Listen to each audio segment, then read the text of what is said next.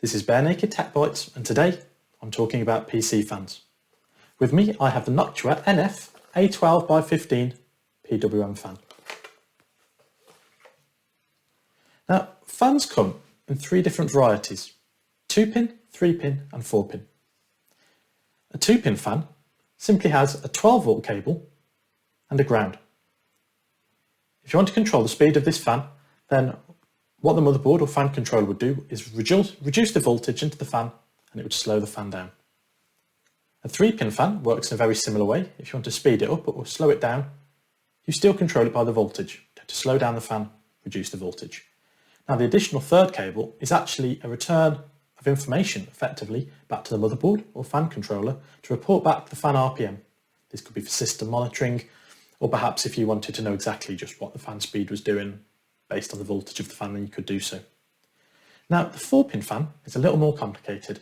On top of all this functionality, it has a fourth cable which is used for pulse width modulation. What this effectively is a little on-off switch, and this little on-off switch allows the fan speed to be controlled not by how much power is put into each push, but by the number of pushes per second, per minute.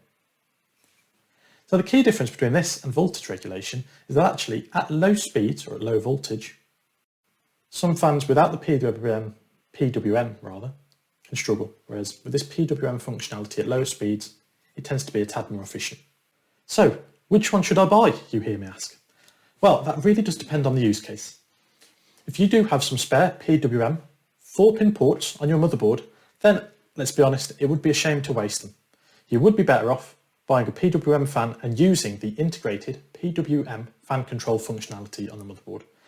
Now, very commonly, motherboards do have a fallback, which is a voltage control way, but in my opinion, this simply isn't as good. As I previously said, it's not as efficient. I don't recommend doing it if you've got the option to go PWM rather.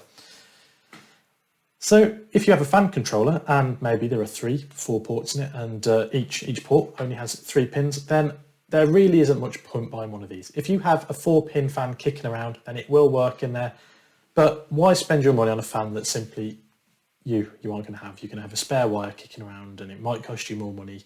So unless you get it at a bargain, there really is no point.